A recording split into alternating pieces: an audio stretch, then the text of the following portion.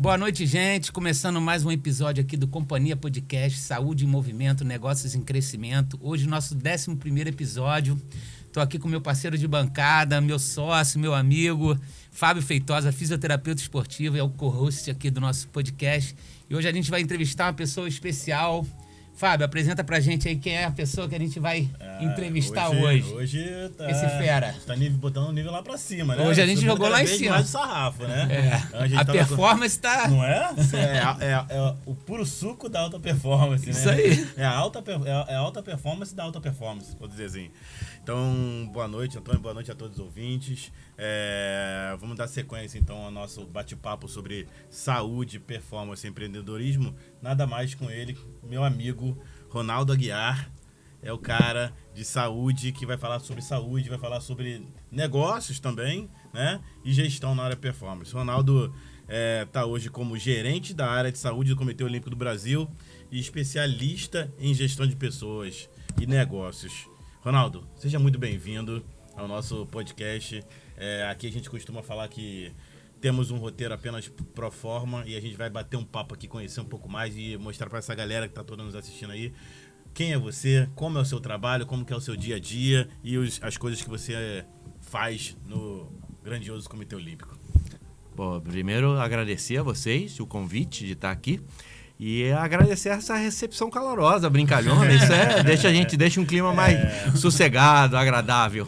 Engraçado que ele preenche os três tripés aqui do... A gente costuma dizer que a gente fala sobre saúde, empreendedorismo e performance. E você vem para falar dos três, né? Gestão, performance e saúde, né? Que é gerente da área de saúde. Mas será que eu sou bom nos três? Ou não é bom em nenhum deles? Pra onde tá, né? Não pode ser ruim. Pra onde ninguém chega lá apenas por indicação, alguma coisa, né? Assim, a caminho do Ronaldo acho até bem legal a gente começar a falar sobre isso, né? Primeiro, acho que pergunta já saindo um pouco do nosso script. Conta um pouquinho da sua trajetória pra gente, né? Pra quem não te conhece ainda, até chegar onde você tá nesse momento agora como gerente de saúde e performance.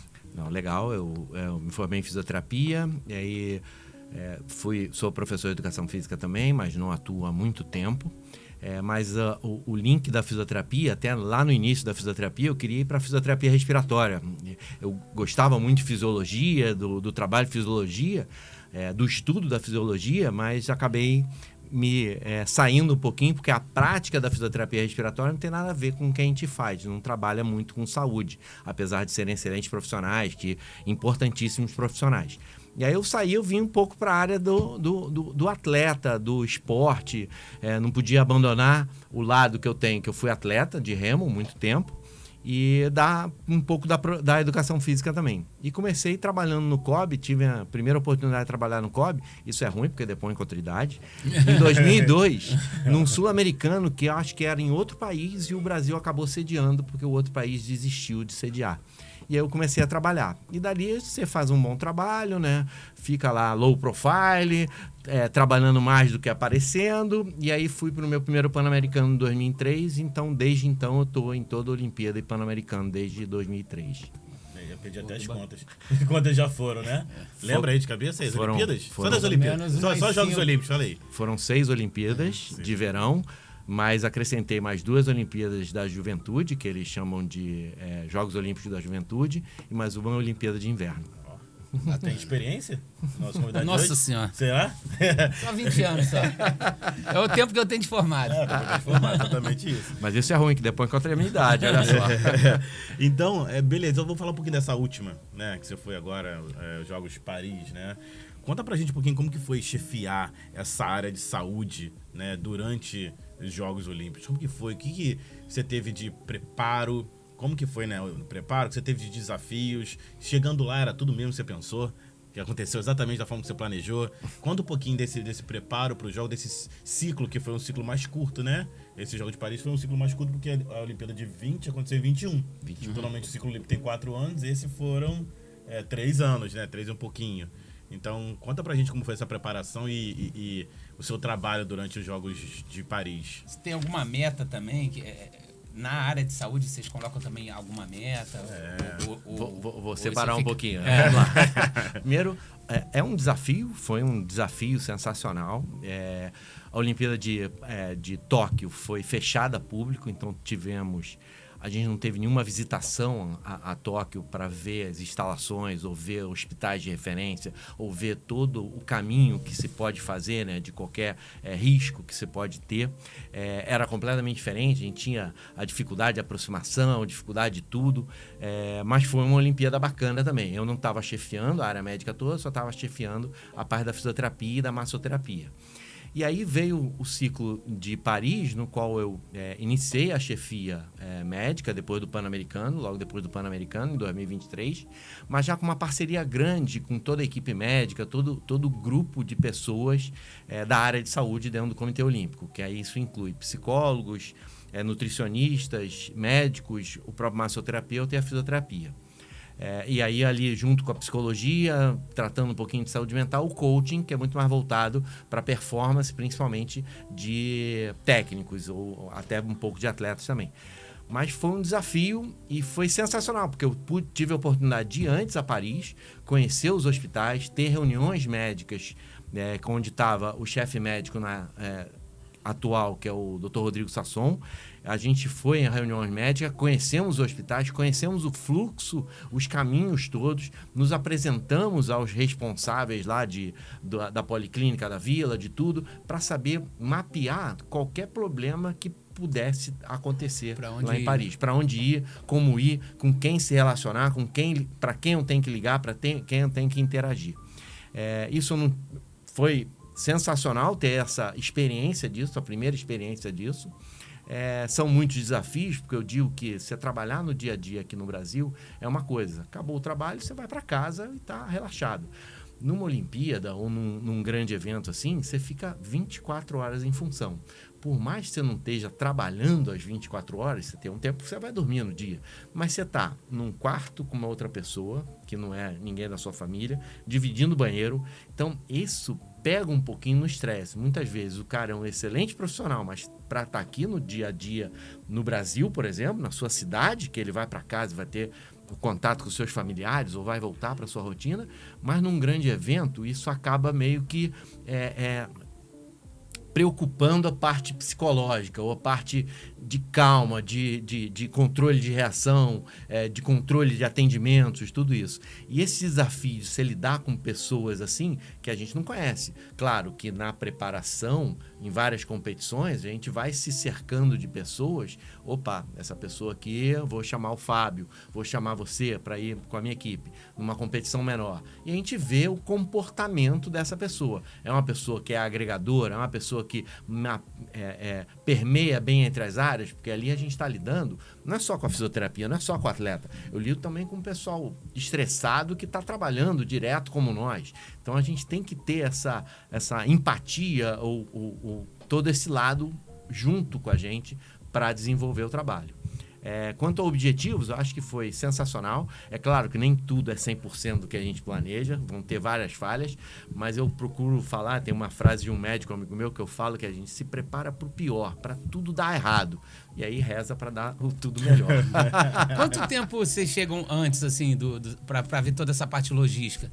Você falou dos hospitais, fiquei imaginando, é o quê? Uma semana antes é o suficiente para... Não. Essa foi uma reunião que o próprio Comitê Olímpico Internacional faz antes, que aí a delegação nem foi. Isso. Fazem visitas esporádicas, um ano antes, assim, indo uma semana, 10 dias, ficando e você vendo todo esse esquema. Então, a gente foi na área da saúde, foi o Dr. Rodrigo e eu, vimos toda essa parte médica, de suporte médico, hospitais de referência, a policlínica, como é que eram atendimentos todos. As outras áreas de conhecimento do Comitê Olímpico, área de logística, foi muito antes também mapear essas áreas com reuniões no Comitê Olímpico Internacional. A gente pode falar que os Jogos Olímpicos os próximos, né, Los Angeles, né, já começaram, né? Já tem objetivo, já tem gente trabalhando para isso, mapeando local, por exemplo.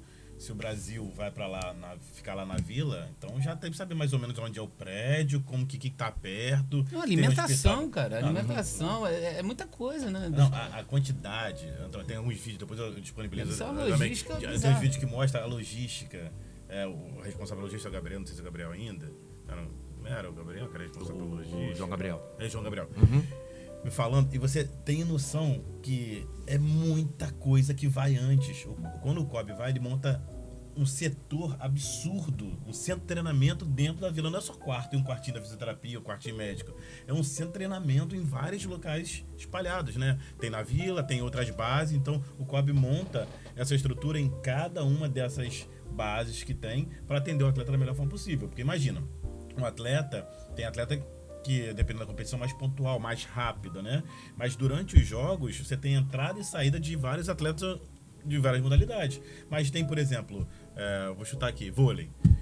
Vôlei, a competição é longa, então eles chegam antes, tem que ter a estrutura toda de quadra, a estrutura de quarto, de alimentação, de treino de força, sabe? E a competição é longa porque sabe que o Brasil normalmente, né, no vôlei vai ficar até lá próximo dos jogos finais. Então imagina o que tem que preparar para esse atleta não perder a performance, muito pelo contrário, tá no auge da performance dele naquele momento.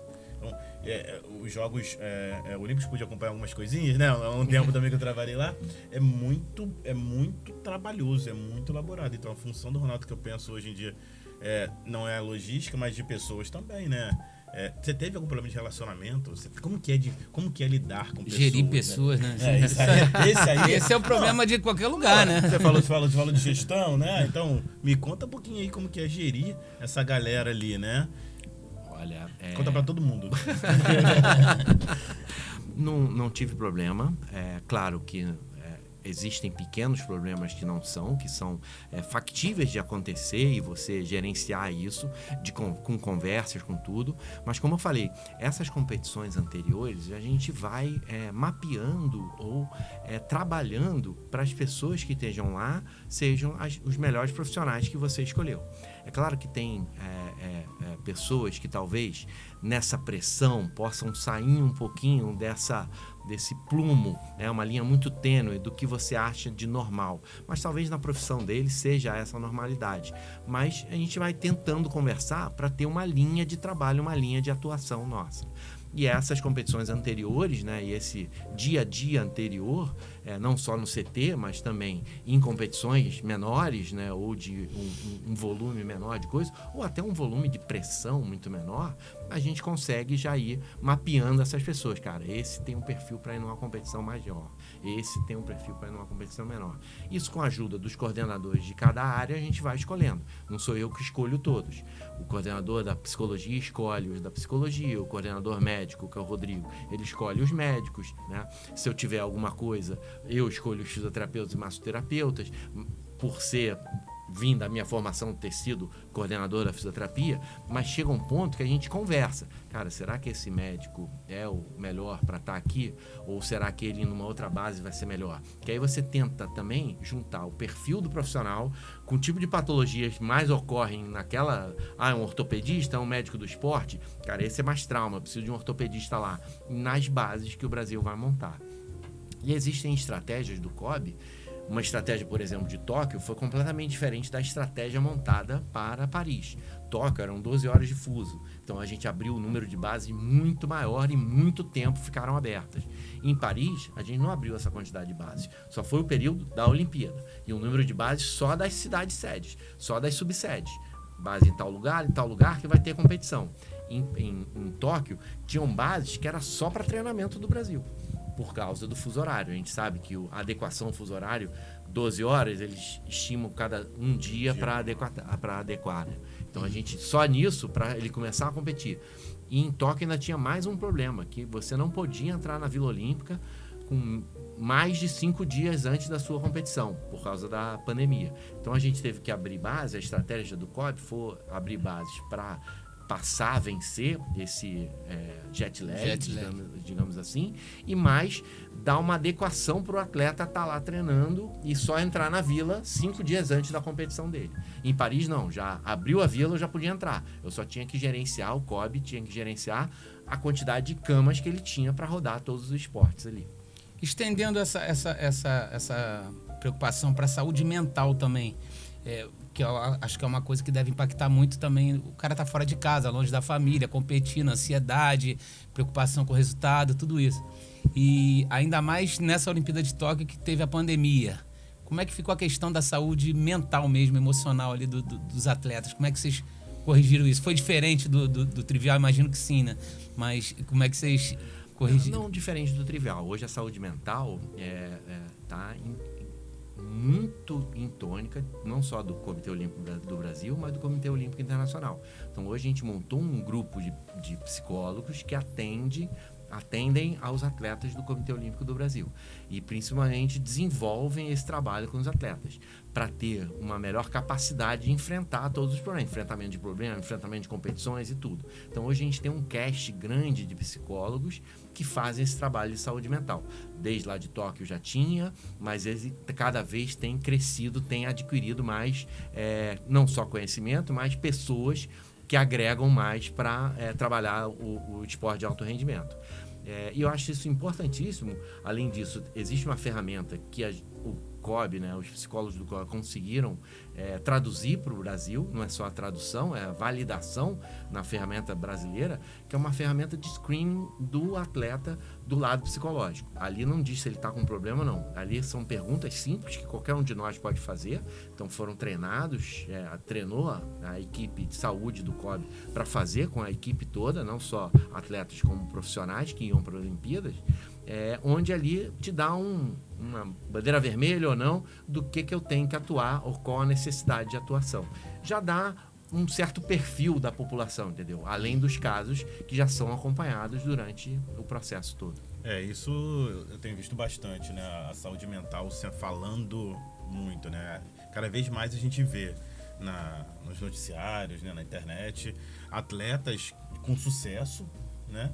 Relatando alguns problemas, né? Algumas dificuldades de relacionamento, problemas relacionados com a ansiedade, principalmente, a pressão que o esporte provoca naquela pessoa, por mais que ela tenha toda uma bagagem desde a infância acostumada com isso, tem outras coisas que vão envolver todo esse processo durante os jogos, por exemplo, né? Então a gente vê a Simone Biles, que desistiu da outra Olimpíada, a gente vê a Rebeca dando entrevista falando quanto é importante o trabalho que ela fez com a Aline, não é isso? Com a Aline, isso, a Aline Wolf. E todos os outros atletas falando sobre a importância desse trabalho mental para o dia a dia.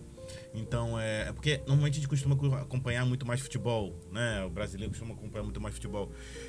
Mas, durante esse processo dos Jogos Olímpicos, né? Na verdade, da formação do atleta olímpico, tem muita coisa que passa na cabeça dele. Então, os Jogos Olímpicos é um pouquinho do que o cara fez a vida inteira para chegar lá.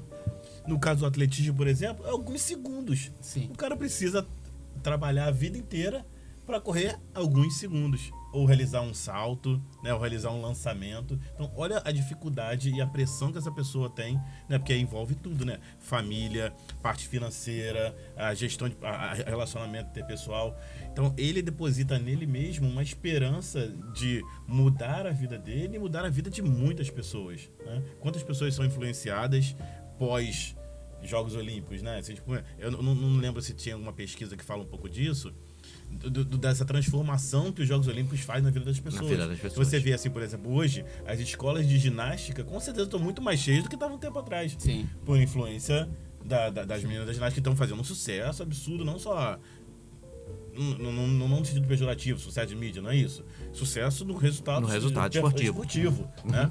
Então, assim, isso passa pela gestão, né? Então, já aproveitando esse gancho, Ana, para te fazer uma pergunta, como que é essa gestão desse processo do dia a dia? Porque a gente falou do grande evento, né? E a gestão do processo do seu treinamento, por exemplo? Como que é a sua gestão lá no CT durante todo esse período que a gente não está em competição?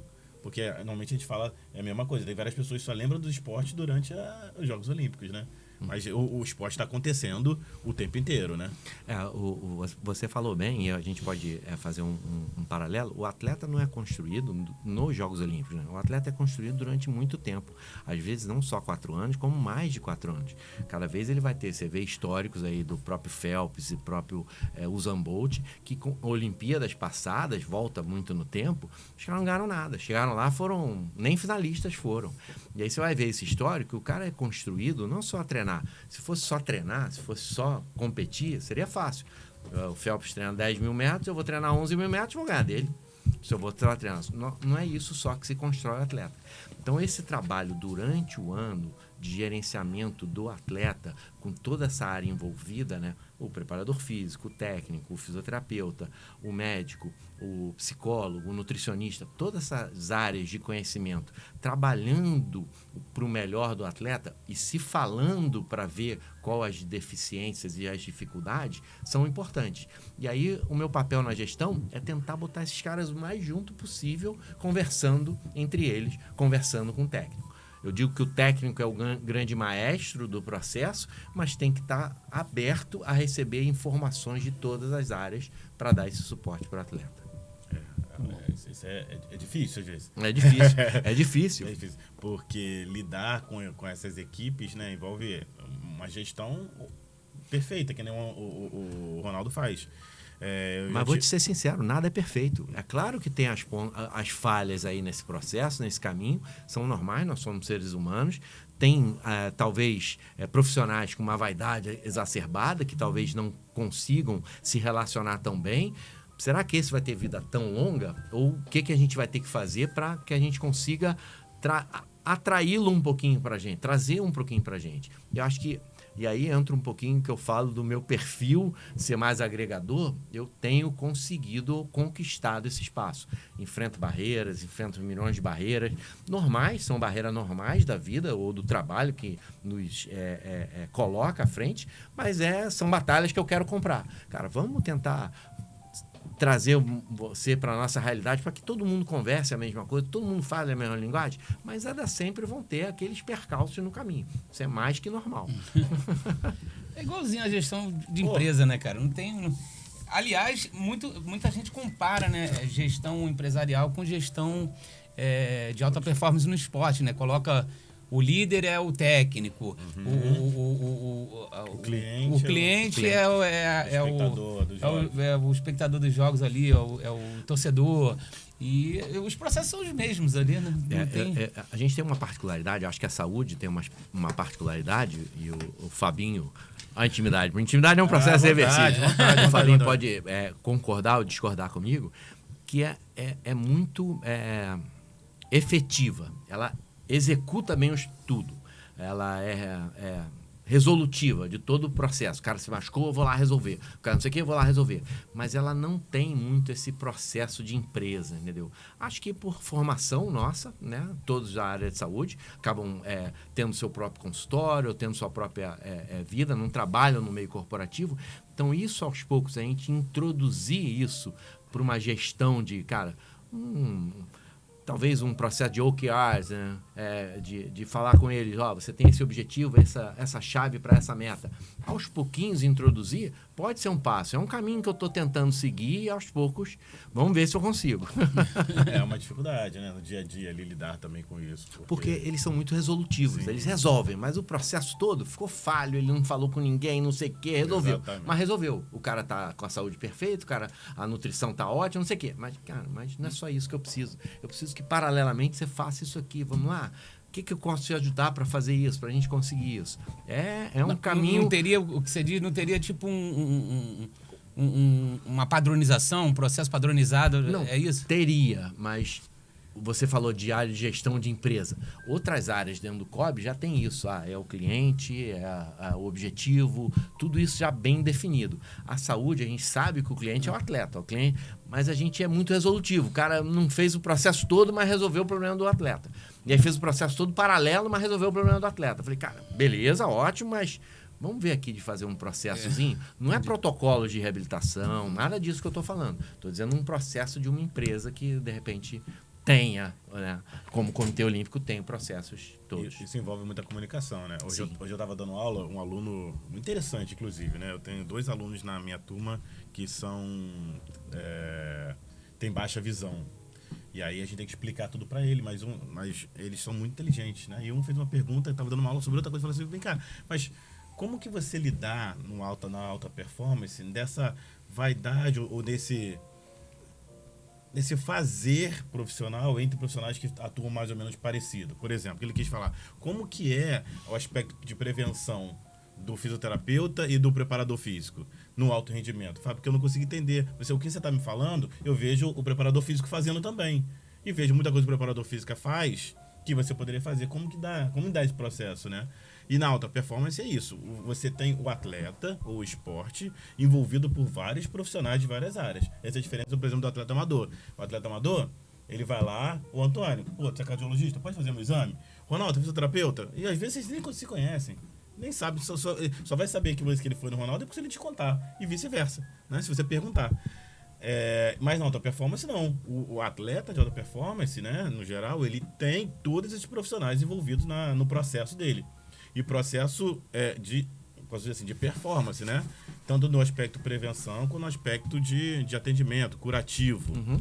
Então, eu penso que o Ronaldo está falando é que se nesse processo, né, em que todo mundo está envolvido, você for resolutivo, mas não comunicar entre as áreas, vai ter uma hora que vai soar estranho.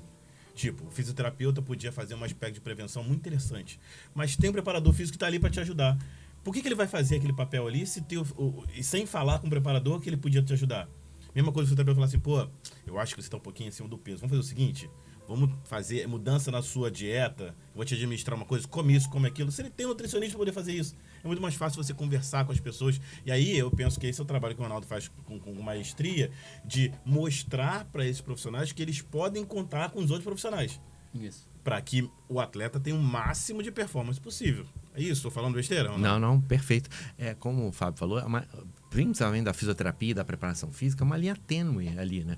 A gente vai dentro da sala de musculação, talvez fazer o mesmo exercício de fortalecimento que o preparador físico, mas a gente sabe que talvez alguma angulação está sendo agressiva para ele ou está sendo lesiva para ele, que a gente tem que limitar ou tem que fazer uma angulação maior. Mas se você conversar com o preparador físico para entender qual o objetivo dele, você encaixa o seu treino junto. Essa comunicação tem que ter em todas as áreas. E aí, idem para a nutrição, idem para a medicina, para a gente fazer o que a gente tem que fazer de melhor, que é controlar a carga e dar suporte ao técnico. Cara, esse atleta está com uma carga de treino muito elevada.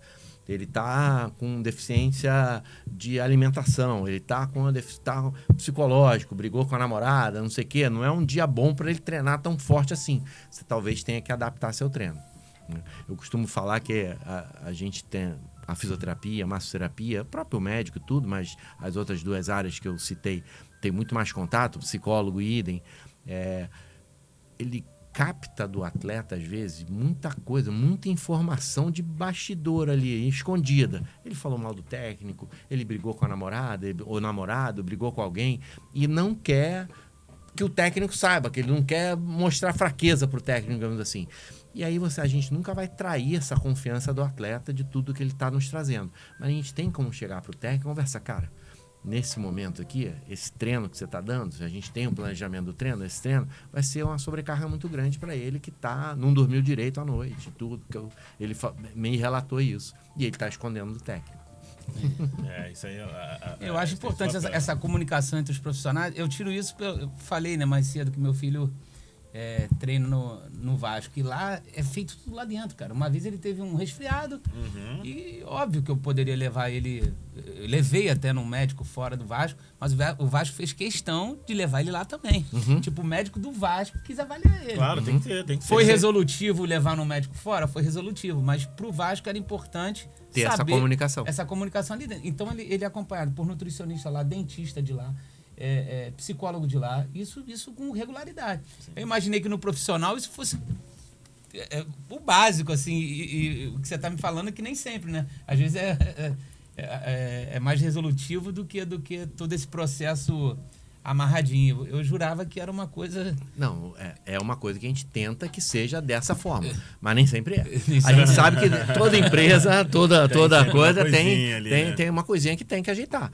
Eu acho que a perfeição ninguém vai ter. Nem a Simone Biles, nenhum deles. Isso aí. É verdade, né? E é bem complexo o dia a dia, né, Ronaldo? Assim, como que é esse dia a dia lidar com profissionais com vaidade? Como você interage com os profissionais para tirar um pouquinho essa questão da vaidade, para atingir o objetivo que você sabe que é bom para a sua gestão?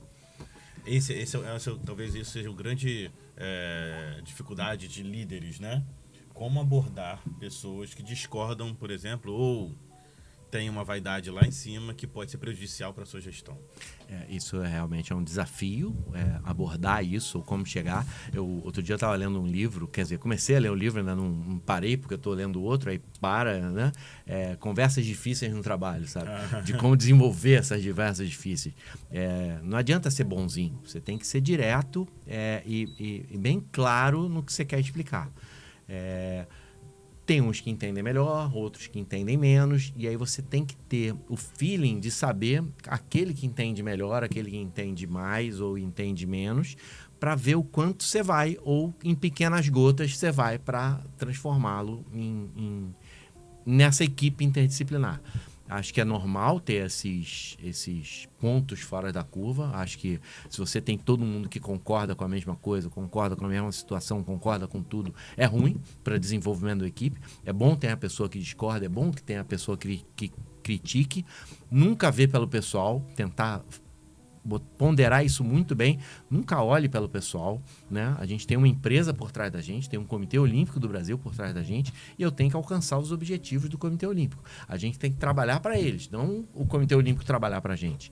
E isso, às vezes, é lento o processo, é devagar, em pequenas gotas de sabedoria, digamos assim, não só para mim, como para todos, para a gente tentar fazer uma equipe mais homogênea quanto a isso. Mas eu acho muito válido, não só não é aquela pessoa que discorda, que é contra o tempo todo, não, mas a pessoa que tem o senso crítico aguçado. Ele vai chegar com algum ponto para mim, vai chegar com algum questionamento para mim, mas ao mesmo tempo vem com a resposta para mim. Entendeu? Vem com uma resposta. Cara, isso aqui não dá para fazer assim, mas tem essa é a forma de fazer. Eu falei, opa, bacana. Os caras só criticam, eu já falei para alguns. Você só está criticando, você só veio e trouxe problema. Você não trouxe nenhum ponto ou nenhuma questão para solucionar esse problema que você trouxe. E aí? Vamos pensar nisso? Vamos trocar a forma de ver? Em vez de ver o copo vazio, que só tem problema. Cara, esse é o problema. Assim eu consigo vencer, assim eu consigo. Aí talvez eu, com uma visão mais ampla, vai dizer, cara, esse caminho que você está falando que a gente vai resolver esse problema, não dá. Vamos pensar em uma outra solução? E isso realmente é o mais... É o bacana, né? É o trabalhar com gente, mas é o mais difícil também. E aí, eu tô achando, a gente pergunta, pô, faz aí. Não, eu tô achando sensacional que eu tô... É um puta gestor, cara. A verdade tô te falando. E assim, vou botar lá na empresa aí, pra dar uma reciclada. Eu ia falar um pouquinho, né? Eu ia te perguntar o seguinte, os intervalos de um período desse, porque a gente sabe que é tudo mais forte ali naquele período ali da Olimpíada e tal. Mas como é o dia a dia no COB nesse intervalo? Por exemplo, nós estamos, sei lá, há 2 anos de uma Olimpíada. O que tem para fazer no dia a dia ali? Todo dia tem muita coisa para fazer dentro do... Imagina aquilo que a gente falou. O atleta não é construído no último ano só. Sim, São vários anos. Então, esses atletas todos você tem que estar mapeando com a fisioterapia, mapeando com avaliações médicas. Mas eles estão lá dentro do COB, assim, com regularidade? A gente tem uma equipe de trabalho, que são os gestores de modalidades, que aí vai para lado esportivo, que angariam, né? Não fazem esse trabalho. Eu não faço esse trabalho. Eles que captam esses atletas e entregam para a gente. Ó, o planejamento desse grupo de atletas é esse. Vamos trazê-los aqui no laboratório. Hoje o centro de treinamento tem um laboratório que pode atender esses atletas. Quanto mais esses atletas passarem por nós, para a gente começar a mapear, e quanto mais a minha equipe, né? E aí eu falo a equipe de saúde, conversar com esses profissionais que atendem esses atletas, não é que a avaliação do COB vai ser melhor do que a de um profissional que está lá atendendo ele direto. Mas o COB tem muito mais recurso, talvez, né? Não sei de todos, mas tem mais possibilidades de o que você precisa para eu te auxiliar. E esse é o meu papel, de tentar cada vez mais aproximar esse cara da confederação. Aquilo que a gente estava conversando antes de começar o podcast. O profissional que está à frente do atleta, o médico, o fisioterapeuta, o massoterapeuta, tudo, ele conhece aquele atleta. Eu fiz uma fotografia daquele atleta. Tento fazer um pequeno filme daquele atleta. Mas o dia a dia, a particularidade do dia a dia, o cara cara, eu senti que ele aqui hoje não está tão bem. Aquele feeling do dia a dia, quem sabe é quem está com ele todo dia. Então, me aproximar desse profissional, ou trazer esse profissional para trabalhar comigo, trabalhar na linha que eu quero de trabalho, ou na linha que eu almejo, não que ele não possa ter sua linha de trabalho, mas uma linha mais uniforme. Cara, eu tenho que atender ele, mas eu não vou resolver esse problema num dia, eu vou resolver num período. Vamos acabar um pouco com essa mágica que eu vou resolver isso tudo num dia. E aos poucos trazer esse profissional, dar confiança para esse profissional, se aproximar da gente e eu ter ele, então com esse profissional eu consigo mapear mais 10 atletas que ele atende. E com outro mais 10 atletas. E aí vai construindo um grupo de atletas, né, que eu estou olhando, mas os gestores estão me dando esse suporte e olhando para cada modalidade. Porque às vezes o atleta ele tá focado em outras competições. Eu digo assim, tá um intervalo de 4 anos ali. Tudo bem, o ideal era ter ele durante esses 4 anos para construir ele para a próxima Olimpíada. Mas ele tá focado, de repente, numa competição internacional ou Mas a competição... Pan-Americano... Essas competições fazem parte do processo de crescimento do atleta. Se o atleta... não via... Comitê Olímpico. Não, mas a confederação, esses gestores conversam com as confederações para mapear essas competições. Porque são do processo de desenvolvimento desse atleta. Se você esconde esse atleta só vai competir na Olimpíada, ele não vai saber o que fazer na Olimpíada. Ele vai tremer na base na Olimpíada. Então ele tem que participar. Faltando 6 meses o cara começar a entrar no clima, né? Me corrija aí, Ronaldo. Tem um tempinho que eu não tô lá, mas eu tenho lá. Tem uma galera que treina lá, no CT. Algumas modalidades treinam lá no próprio Maria Lenk, tá? Então ela é acompanhada quase que o ano inteiro, o período inteiro, os 4 anos. Tem outras modalidades que fazem campings ali, então fica 10 dias no hotel ali em frente e treinando no CT. Para preparatório, por exemplo, mundial. O judô, por exemplo, vai ter mundial de judô, sei lá, uma etapa mundial de judô na China. Então, aí eles têm mapeado no ano todo quando ocorrem essas competições e eles fazem alguns campos, por exemplo, para ser utilizado ali a estrutura do Maria Lenk, que é uma estrutura do centro de treinamento top. Ali foi privatizado? Tem patrocínio? Como é que ali ficou com... A gestão do Comitê Olímpico. Então, o Maria Lenk é a gestão do Maria Lenk. Todo o Maria Lenk assume toda a gestão ali de investimentos todos. Tem a piscina, ainda tem tudo, Tem então, tudo. O pessoal da natação treina ali, o pessoal de nado... O Fábio está falando que existem as seleções permanentes. As seleções permanentes, vamos supor que o COB tem uma seleção permanente de ginástica artística. Né? E essa seleção permanente treina no centro de treinamento do COB o tempo todo. E, além disso, ele traz outros atletas, não só de formação, como de outros clubes que têm uma ginástica artística forte, para treinar periodicamente ali. Como existe a seleção permanente de outros esportes. Mas existem esportes individuais, como a natação, que tem o Parque Maria Lenk, que alguns atletas de ponta treinam ali. E aí o COB faz o papel de quê? Cara, alguns momentos eu vou juntar esse grupo todo na natação, que é a seleção brasileira, para vir para cá treinar junto. E nesses momentos a gente atuar e trazer esses profissionais para próximo, para identificar controle de cargas, o que o técnico está fazendo, auxiliá-los nesse processo. O COB auxilia. Olha que história interessante, né? Eu tive um professor, primeiro período, só me deu aula no primeiro período, de anatomia, que é a disciplina básica do básico do básico do básico. E eu encontrei com esse professor algumas vezes em alguns congressos, como aluno, outras vezes encontrava com ele, eu já era profissional, já era palestrante, então ele me encontrava palestrando, mas nunca foi assim, meu melhor amigo. Era amigo durante a graduação, mas nunca foi assim de muito melhor amigo. E um belo dia eu estava dando aula já lá no Instituto Federal, onde eu dou aula, e tocou o telefone ele, né? Seu amigo também, Henrique. Fala, Henrique. Falei, tudo bem. Você quer fazer parte da seleção permanente de vôlei de praia? Falei, eu adorava vôlei. Claro. Então me explica o que acontece. Aí, para falar desse contexto, né? O COB, às vezes, ele dá suporte para as confederações, né? Para isso que serve o Comitê Olímpico. Então, a Confederação Brasileira de Vôlei montou, na época, depois do ciclo de Londres, né? Uma seleção permanente de vôlei de praia. Então, ao invés de cada uma dupla treinar em algum lugar, eles reuniram, acho que 6 duplas masculinas, 6 duplas femininas, mais a categoria de base, com um monte de gente. E então, aí junta a área toda de suporte. Exatamente. Físio, maço, tudo para dar esse suporte. E aí o COB colocou 2 fisioterapeutas disponíveis full time para essa seleção brasileira de vôlei de praia masculino, que foi quando eu trabalhei. E a gente ficava lá o tempo inteiro. Quem custeava tudo isso? O Comitê Olímpico. Quem custeava viagens e outras coisas mais da galera da preparação todinha? O Comitê Olímpico. A seleção, ela ia se desenvolver durante todo o período, né? Acho que foi excelente, né? Porque a gente pensar que depois veio 2016 e, né, a gente conquistou por mais que a seleção não tinha não ficou permanente todo o ciclo, mas eu acho que boa coisa se trouxe daquele ciclo ali, que o Brasil conseguiu ganhar o ouro olímpico na seleção no vôlei de praia. Então, isso mostra um resultado de alguma coisa que foi com o apoio total do COB. Então, o COB, ele apoia, dá suporte para as confederações. Ele não está com todo mundo ali o tempo inteiro, mas ele dá suporte para as confederações. Então, isso foi muito interessante. E até falo legal porque, assim, foi um cara que me conheceu há pouco tempo. E eu falo isso para os alunos, né? Você já é fisioterapeuta agora, estudando. Você é aluno, você já é fisioterapeuta. É informação ainda. É a mesma coisa do médico. Ele tem que se portar como médico. O fisioterapeuta tem que se portar como fisioterapeuta.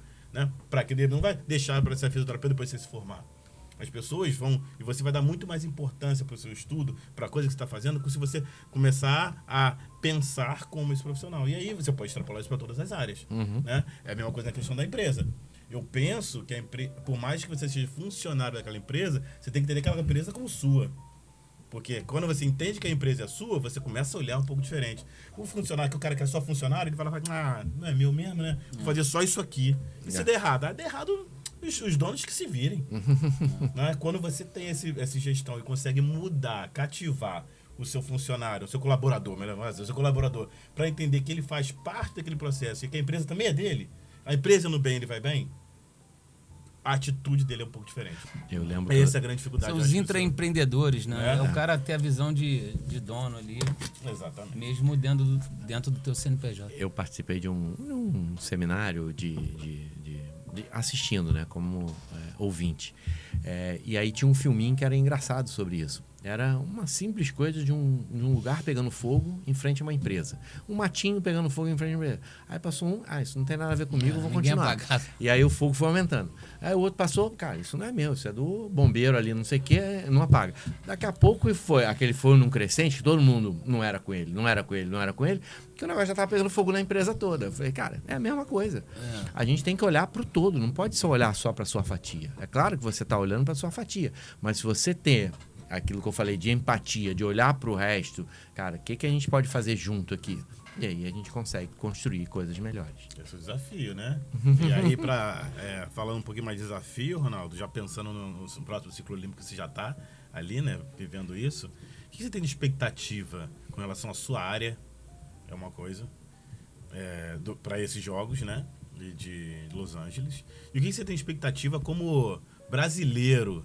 Falar assim, vamos falar como gestor, vamos falar como brasileiro, torcedor, um cara entusiasta do esporte. Queria a sua visão dessas duas frentes, né? Olha, eu sou entusiasta mesmo, gosto de olhar as coisas sempre pelo copo meio cheio, nunca pelo meio vazio. Acho que o Brasil tem muito a trabalhar, mas tem um material humano muito, muito grande em várias modalidades, assim, principalmente individuais, mas também coletivas, né?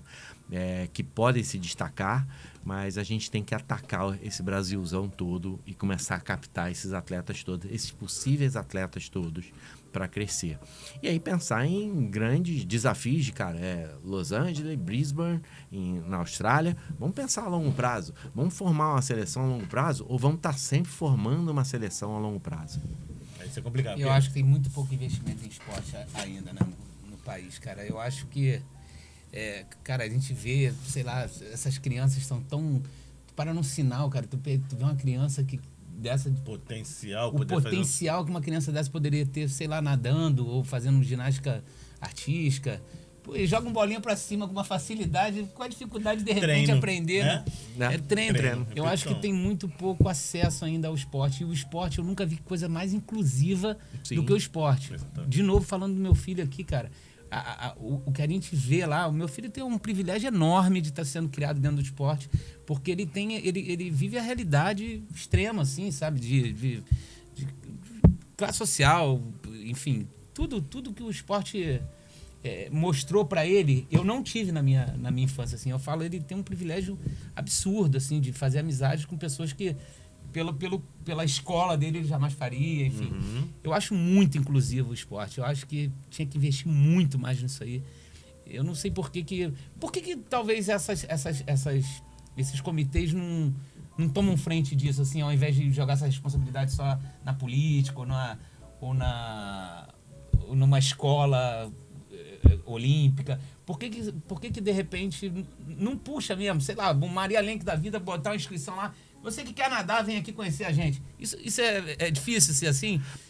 Porque aí entraria uma criança dessa aí de sinal e, pô, eu quero nadar aí, vou treinar, quero ver se eu levo jeito. Isso tem uma regulação que proíbe de ser dessa forma tão... Não proíbe, mas eu acho que a gente tem que definir bem as políticas públicas de suporte ao esporte, né? Eu acho que é importantíssimo, acho que o Brasil ainda falha muito isso, principalmente de políticas públicas que formem atletas, né? Em colégios e tudo, a gente vê grandes países que se desenvolvem no esporte com o lado esportivo junto ao lado educacional, atrelado ao lado educacional, né? Muito grande. Então o colégio tem um suporte grande, tem uma quadra boa, tem instalações esportivas boas, e isso formam atletas muito, né? Eu acho que falta isso. O COB olha para atletas em desenvolvimento, pensa em atletas em desenvolvimento, mas o Comitê Olímpico está um pouco no final da linha, né? É o atleta em desenvolvimento que está se desenvolvendo para chegar a uma Olimpíada. E aquele lá em formação, aquele técnicozinho que começou lá com o cara naquela pista de areia, fazendo salto em distância ou salto em altura, eu acho que tinha que ter talvez uma ligação maior com esse pessoal, para que ele não ficasse muito atrelado, e a gente tem essa passionalidade do brasileiro, de o atleta é meu, o atleta eu construí esse atleta, ele é meu e tudo, e de largar um pouquinho e falar assim, cara, o Fábio é excelente corredor, tá aqui correndo nessa pista de barro, não sei quem não sei quem do clube tal. Cara, será que esse aqui não vale um treinamento? Ou dar uma olhada? Falando. Não sei o quê. Isso seria sensacional, né? Essa ligação com esses formadores de atleta, né? Que tem um Isaquias, não sei o quê. Quem viu? Quem olhou lá e pescou? Talvez, não sei como fazer isso. Não necessariamente pelo caminho da escola, porque lá fora é fácil. As escolas funcionam, as políticas públicas funcionam. Aí você bota o esporte dentro da escola, beleza. Aqui não funciona. Então aqui teria que ser o esporte em primeiro plano. Entendeu? Não, você está estudando numa escola, vai ter acesso ao esporte. Não, talvez o esporte em primeiro plano. De você começar talvez pelo esporte. Os clubes tenham uma força maior nesse ponto também. Por exemplo, o Fluminense, o meu filho jogou também em Xerém. Eles têm um convênio com a escola, mas o esporte está em primeiro plano. Você vem como atleta do Fluminense, aí você tem acesso à escola. É o contrário de lá fora, que você estuda num bom colégio e você faz... E você falou uma coisa muito legal, né? O esporte é muito transformador, né? Ele transforma as pessoas. E o Fábio falou lá no início, cara, uma medalha olímpica, o que transforma a vida de um atleta desse é impressionante. Molda caráter, cara. Você nunca vai ver um bandido ex-atleta, eu acho difícil. Um cracudo ex-atleta, um morador de rua ex-atleta, porque... O cara molda caráter. Desde cedo ele sabe o que é performance, o que é... Que quer dividir, que quer ganhar e perder, tudo isso. É uma coisa interessante, né? Se você querer cortar, não estou aqui para falar de política, nem apoio ninguém, sabe? Mas assim, a prefeitura tem ali dentro do Parque Olímpico hoje vários esportes, a maior galera não sabe disso. Várias modalidades sendo oferecidas dentro das instalações olímpicas. Isso aí que eu tô falando. Então não divulgam. Então o problema é que não divulga. De graça. Todo mundo pode... Tem escola de ginástica, tem vôlei, tem futebol, tem basquete. Tem várias modalidades ali. E a inscrição é gratuita. Então, não, imagina isso se você multiplicar pelo país inteiro. Nesse Brasilzão desse tamanho. Falta só divulgar, incentivo, patrocínio. Mas olha só, o que eu ainda penso, né? Tem um lugar no Rio de Janeiro, né? Talvez o cara que mora lá em Campos não tenha essa possibilidade de vir aqui. Então, eu acho que falta realmente, eu concordo totalmente com você. Capilaridade, né? E aí eu não penso que é nem investimento. Eu acho que o investimento, ou melhor, investimento no esporte, mas não financeiro. Eu acho que é investimento de mudança de pensamento. E aí que é a grande dificuldade que você tem dentro do nosso país, né? Tem que mudar a cultura, tem que mudar a forma de pensar de várias pessoas. E a gente não tem. Imagina, o Brasil é um país continental. Então você quer gente rápida e baixa, vai ter. Quer gente alta e que salta muito, vai ter. Vai quer gente que sabe nadar, vai ter. Vai ter gente que precisa desenvolver força, vai ter. Porque a característica do nosso povo é essa muito característica misturada. Então você tem o futebol faz um pouco disso. A escolinha de futebol você tem em todo canto, mas é só futebol. Só futebol. É um país do futebol. Futebol. Você não tem isso com skate, você não tem isso com... Não tem. Então, essa é mudança dessa cultura, né? Um tempo eu li uma crônica muito interessante que, para finalizar aqui, que o autor falava assim, o que levava um país a ser um país desenvolvido, ou um país de sucesso. Ele começou a fazer várias analogias. Se era o tamanho do país. Pô, não é o tamanho do país. Tem país gigantesco que não é desenvolvido, tem país pequenininho que é muito desenvolvido. Se era a idade do país. Não, tem país velho que não é nada desenvolvido, tem país muito recente também que é muito desenvolvido. Aí começa a falar. Eu me esqueci quem é o autor dessa crônica, e depois ele fala assim, bem, para resumo da história, o que faz a característica do país é a atitude das pessoas. Porque não é também conhecimento, porque a pessoa tem conhecimento aqui e tem conhecimento lá. Então, por exemplo, a Índia, ela importa muito conhecimento, exporta muito conhecimento também. E mesmo assim, não é um país extremamente desenvolvido. Então, ele fala que é a atitude das pessoas. Então, assim, para se tornar um país de sucesso, ou uma empresa de sucesso, vamos extrapolar, né, para nossa ideia, assim, ou um gestor de sucesso, você precisa ter atitudes coerentes com aquele objetivo. Se você não tem isso, você não vai conseguir nunca. Você pode trazer a mesma coisa da sua empresa. Você pode ter uma empresa fantástica. Você pode trazer o cara que é o cara da tecnologia, é o cara do marketing, é o cara da venda. Mas se essas pessoas não tiverem uma atitude em prol da sua filosofia, da sua missão, da sua visão, todo o seu ecossistema vai falir. Entende? Então, assim, eu penso dessa forma, tanto para o esporte como para outras áreas também. Se a gente não mudar a nossa atitude, se a gente continuar explorando os nossos... Eu costumo falar isso, né? Que o brasileiro, ele não cria novos talentos, ele explora muito os talentos que já são criados. A gente vai ver constantes repetições dos atletas fazendo 4, 5 Olimpíadas. Né? A gente viu aí o exemplo do Charlie, que disputou 6 Olimpíadas? Acho que foram 6. 6 Olimpíadas. Pô, legal! O Charlie tá na 6ª Olimpíada, mas isso mostra pra mim uma carência de desenvolver novos talentos. Né? Mal acabou as Olimpíadas, já foram perguntar pra Rebeca, e aí, vai continuar? Eu não sei.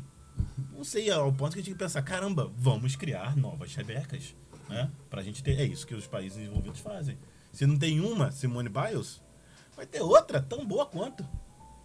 Que vai ter. É isso que muda um pouquinho do nosso... Bom, falei demais. Da nossa país. Se encaminhando então pro final, né, Antônio? Faz as palavras que eu já falei pra caramba aqui. Né? Fábio é fera. Essa parte tu domina. Não tem nada a ver com fisioterapia. Não tem nada a ver. Ronaldo, se encaminhando então para o nosso finalmente, queria que você deixasse um recado pra galera aí que tá nos acompanhando, da sua expertise, da sua gestão, do seu fazer do dia a dia. O que você pode deixar de recado para essa galera aí e pra gente também, né? Que a cada podcast é uma aula. Esse aqui foi uma aula de gestão mesmo. O Antônio tá assim, meio assim, mas com certeza a cabeça dele tá borbulhando. Não deu certo? Tá certo? Pô, cara, porque é difícil.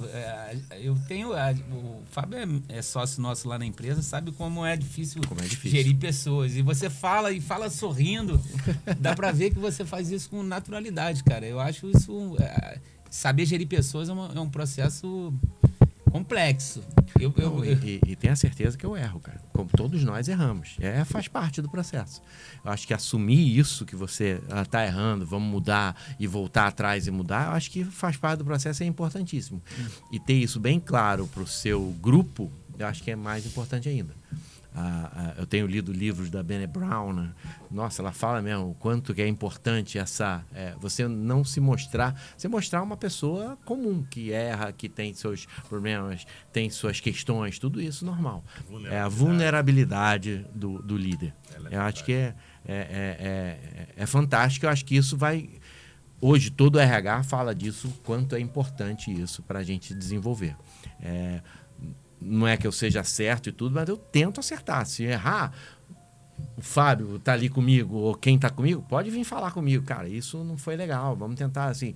Eu vou tentar demover ele disso ou vou internalizar. Cara, eu tava errado mesmo, a gente tem que ir para um outro caminho. Tá? Eu acho que é o que eu deixo de recado. Eu acho que até depois do que eu passei na vida, assim, há pouco tempo, é que, cara, tudo isso é maravilhoso, mas a vida é uma balança, cara. Pesa na sua balança tudo, não é só trabalho, não é só...